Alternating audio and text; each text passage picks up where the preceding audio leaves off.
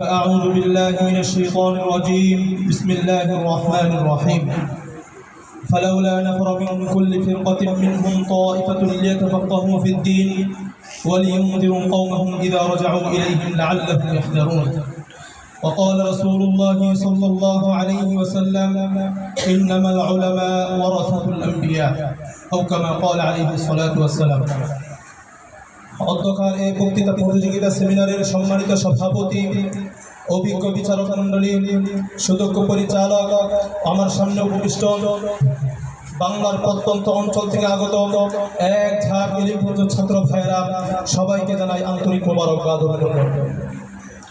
মুহতারাম হাজিরিন, আল্লাহ তাআলা মানুষের হেদায়েতের জন্য প্রত্যেক যুগেই নবী রাসূল প্রেরণ করেছেন।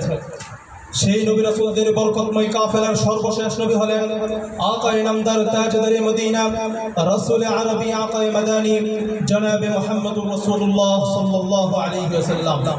আল্লাহ রাসূল সাল্লাল্লাহু আলাইহি ওয়াসাল্লাম যখন পৃথিবীতে আগমন করলেন, চতুর্দিকে অন্যায়, অবিচার, জুলুম, নির্যাতন, পাপাচার, অনাচারে গাঢ় কালো আগুনে নিমজ্জিত ছিল পুরো সমাজ। এই সমাজ দেখে আল্লাহ রাসূল সাল্লাল্লাহু আলাইহি ওয়াসাল্লাম চিন্তিত হয়ে পড়লেন, কি করে তাদের মাঝে আল্লাহ তাআলার দ্বীন পৌঁছে দেওয়া যায়, কি করে আল্লাহ তাআলার দিকে তাদেরকে নিয়ে যাওয়া যায়, সেই নিয়ে পেরেশান ছিলেন। এক পর্যায়ে দাওয়াত এবং তাবলীগের মাধ্যমে আল্লাহ রাসূল সাল্লাল্লাহু আলাইহি ওয়াসাল্লাম সমস্ত বিশ্বের মধ্যে ইসলাম ছড়িয়ে দিয়েছেন।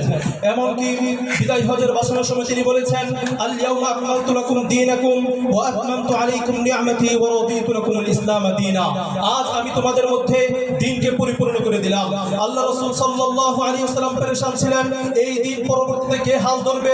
কিন্তু আল্লাহ রাসূল সাল্লাল্লাহু আলাইহি ওয়াসাল্লাম এক হাদিসের মধ্যে বলে দিয়েছেন, ইন্নামাল উলামা ওয়ারাসাতুল আম্বিয়া, একমাত্র আলেমরাই হলেন নবীদের ওয়ারিস। কিন্তু ভাগ্যের কি দুর্গম পরিহাস, কালক্রমে যখন ইসলামের উপর প্রপাগান্ডা শুরু হয়, ইসলামের উপর তাতাররা এসে, ইসলামের উপর মঙ্গোলীয়রা এসে ইসলামের উপর প্রপাগান্ডা শুরু হয়েছে, এবং তারা চেঙ্গিস খান এবং হালাকুরের বাহিনীরা এসে ইসলামকে এমনভাবে আক্রমণ করেছে, এই কথা বলতে মানুষ বাধ্য হয়েছে, আল ইসলাম লা মুস্তাকবিল আলা, ইসলামের কোনো ভবিষ্যৎ নাই।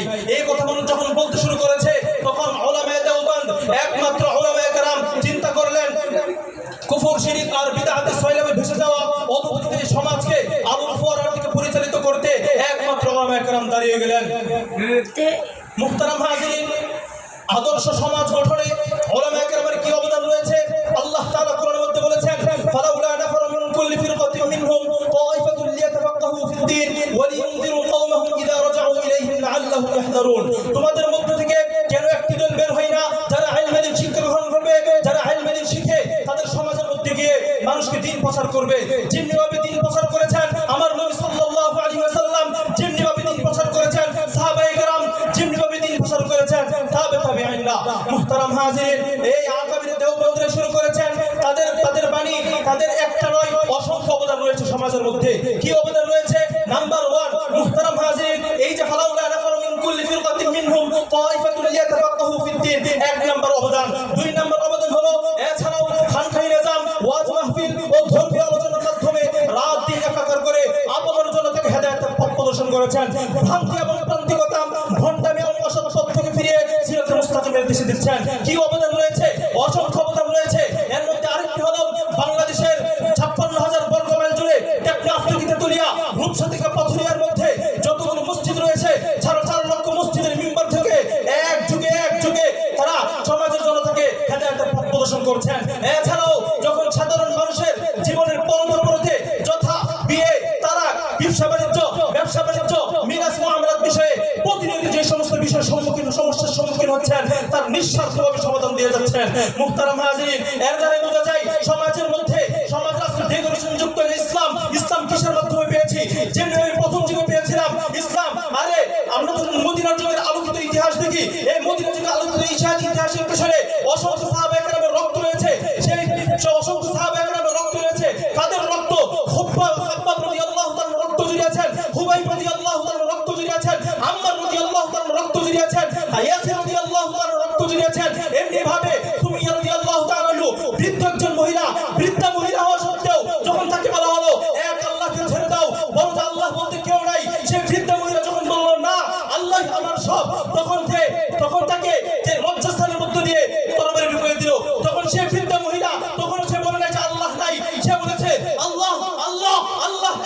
আল্লাহ এক চিৎকার দিয়ে বলতে শুরু করেছে, তরপাতে সমস্ত শহীদ হয়েছে।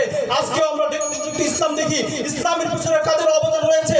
ইসলামের পিছনে অবদান রয়েছে একমাত্র কওমি উলামায়ে কেরামের। মুহতারাম হাজিরিন, আজকে বলতে চাই যে এই যে ইসলাম আমরা পেয়েছি, ইসলাম বাতিলের বিরুদ্ধে উলামায়ে কেরামের অবদান কি?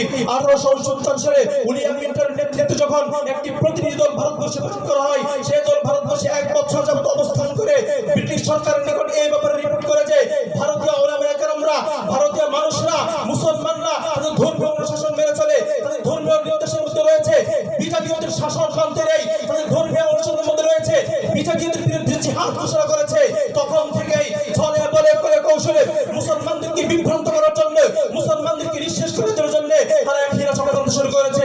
এর মধ্যে একটি হলো কাদিয়ানী, এর মধ্যে একটি হলো নবী নবুয়ত সম্পর্কে। মুহতারাম হাজিরিন, সেই হকমে নবুয়ত তারা চিন্তা করলো মুসলমানদের মধ্যে বিভ্রান্ত সৃষ্টি করার এটাই একমাত্র উপায়, হকমে নবুয়ত। তারা গোলাম মাহমুদ কাদিয়ানীকে তাদের পিছনে লেগে দিল। সে দাবি করলো যে আমি সর্বশেষ নবী, আমার পরে কোনো নতুন নবী হবে না, মুহাম্মদ সাল্লাল্লাহু আলাইহি ওয়াসাল্লাম নবী নয়, আমি সর্বশেষ নবী। মুহতারাম হাজিরিন, এই কথা যখন বলেছে, খাব্বাব রাদিয়াল্লাহু তাআলা নেই, এই উলামায়ে দেওবন্দরাই তার পিছনে শুনেছে এবং অসংখ্য সাহাবীরা রক্ত দিয়েছে। পাকিস্তানে 10,000 যুবক রক্ত দিয়েছে এবং যারা গেছে তারা কওমি মাদ্রাসা উলামায়ে কেরাম, এবং বাংলাদেশের মধ্যেও যারা যখন হকমে নবুয়ত সম্পর্কে আসে অসংখ্য আলেমরা রক্ত দিয়েছেন। মুহতারাম হাজির, শুধু এখানেই শেষ নয়, পৃথিবীর উষালগ্ন থেকে আজ পর্যন্ত হক ও বাতিলের যে চিরন্তন লড়াই শুরু হয়েছে, তার সর্বযুগে এই বাতিলের দল ছিল ভারী। উপরন্তু তারা সংখ্যার প্রবলতা সত্ত্বেও যে রাসূল সাল্লাল্লাহু আলাইহি ওয়াসাল্লামের বাড়ি আল কুফরু মিল্লাতুন ওয়াহিদাতুন এর বাস্তব চিত্রপটে, কিন্তু বর্তমান প্রেক্ষাপটে আলেমদের এই অলসতার কারণে, বর্তমান প্রেক্ষাপটে জনসাধারণের অলসতার কারণে, বর্তমান প্রেক্ষাপটে উলামায়ে কেরামের অলসতার কারণে সেই 1300 বছরের বাতিল শক্তিগুলো আবার মাথা ছাড়া দিয়ে উঠেছে। তাদের বর্তমানে একমাত্র টার্গেট হচ্ছে কওমি আলেমরা, একমাত্র টার্গেট হচ্ছে উলামায়ে দেওবন্দ, একমাত্র টার্গেট হচ্ছে কওমি মাদ্রাসার শিক্ষা সিলেবাস। মুহতারাম হাজিরিন, আমাদের যখনই কওমি মাদ্রাসার শিক্ষা নিয়ে তারা কথা বলেছে, যখনই কওমি মাদ্রাসার বিরুদ্ধে কথা বলেছে, আমাদের আগামী রাস্তা লড়াই করেছে, আমরা নগণ্য, আমরা অধম, আমরা হয়তো যে লড়াই করতে পারবো না, আমরা হয়তো জিহাদ করতে পারবো না। মুহতারাম হাজিরিন, আল্লাহর কসম, মুফতি আমিন বলেছেন যে ছাত্র সমাজ কখনো বিকৃত হতে পারে না। মুফতি আমিন এই কথাই বলেছেন, ছাত্র সমাজ বিক্রি হবে না। এই আশার জায়গা থেকে বলে যাচ্ছি, যখনই কওমি মাদ্রাসার বিরুদ্ধে, যখনই কওমি মাদ্রাসা সিলেবাসের বিরুদ্ধে, যখনই কওমি আলেমদের বিরুদ্ধে আঘাত আসবে, ইনশাআল্লাহ তোমরা যদি রুখে দাঁড়াও, আগামী 150 বছরের ক্ষেত্রে গত 150 বছরে তারা পারে নাই, তোমরা যদি সজাগ থাকো, ইনশাআল্লাহ আগামীতেও পারবে না।